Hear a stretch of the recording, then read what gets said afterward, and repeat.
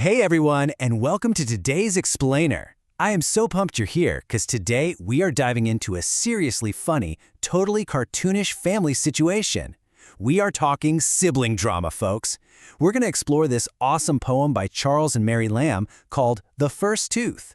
And let me tell you, if you've got a younger brother or sister, you are going to relate to this showdown big time. So let's just jump right in. Okay, so before we meet our main characters, I gotta ask you something. What are some really exciting things that babies do for the very first time? I mean, shout them out. Grabbing a rattle, stacking a tiny block, or maybe just making a hilariously goofy face. Babies do a ton of stuff for the very first time. And you know what? Families tend to go absolutely bananas when it happens. I mean, check out this adorable baby sitting right in the middle of that giant, fluffy pink bed. You see that smile? He is totally showing off his very first brand new teeny tiny little tooth. And the poem tells us that because of this one tiny tooth, there is, quote, busy joy running all through the entire house. It's like everyone is just rushing around, cheering, celebrating this tiny little chomper. It is literally a party in there. But wait a second. Is everyone in the house actually happy about this? Let's find out. In Section 1, meet the grumpy sister. Right, so look closely in the background, right behind our happy little one-tooth baby. See the older sister standing there in the green dress? Oh man, check out those crossed arms and that serious side eye. That is a hilariously grumpy face if I've ever seen one. While the parents are throwing a huge celebration, she's just standing there thinking, are you kidding me? All this fuss over one tiny little piece of bone? Let's hear exactly what she's thinking. Picture her saying this in the grumpiest, most cartoonish voice ever. I have got a double row. All is white and all is small, yet no one cares for mine at all. Oh, this just perfectly captures how frustrated she is. She's basically yelling, hello, look at my mouth. I've got a whole top row and a whole bottom row of perfectly white teeth.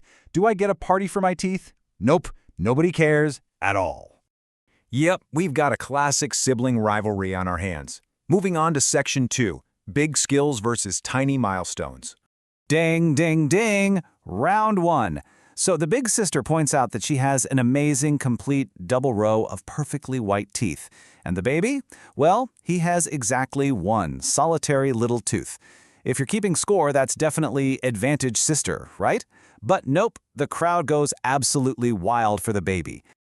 All right, round 2. The sister reminds everyone that she can say all the words in the longest summer day. She can tell stories, sing songs, she could probably talk your ear off from sunrise to sunset. But the baby? The poem actually says he can say but half a word. Literally just a single, silly little sound like ba or goo, and somehow that tiny single sound is way more popular than her epic summer speeches. And now for the final, most tragic round of them all. The sister complains that even when the baby just clumsily wiggles his foot, it's prized more than my best dancing. Oh, the drama. I mean, she could be out there doing the most spectacular dance moves you've ever seen, but the parents, they are entirely glued to the baby's wobbly little foot. So, what's the deal? Why are the parents acting this way? Let's figure it out in Section 3, Joy in Small Things. Let's take a look at a really fun phrase from the poem, mimic motion. The poem says the baby puts his foot out with mimic motion, as if he thought he were advancing. Mimic just means to copy. The baby isn't actually walking yet. He's just kind of putting his foot out, pretending to walk, copying what he sees everyone else doing. Now, for a big kid, taking a step is pretty boring. But for a tiny infant, just putting a foot forward is a huge, earth-shattering deal. And honestly, this perfectly captures the whole point. It's all about celebrating the magic of the very first time. If we could just whisper to that grumpy older sister, we tell her, hey, don't worry, your parents still absolutely love your big kid skills. They love your stories and your dancing. It's just that a baby doing something for the very first time is this special, joyful surprise. I mean, you only get your very first tooth once, right? The real value pick here, the main moral of this awesome little poem, is finding joy in small things. It's about learning to find big happiness in really tiny, everyday moments. The parents aren't ignoring the big sister's awesomeness, they're just letting themselves feel pure, unedited joy over one little tooth, half a word, and a wobbly foot. It's a great reminder for all of us that you don't always need a massive, giant accomplishment to feel happy. So, as we wrap up this fun explainer, I've got to leave you with a question to chew on. What small thing brought you joy today? Seriously, you don't need to wait for a brand new tooth or some huge trophy-winning moment to celebrate.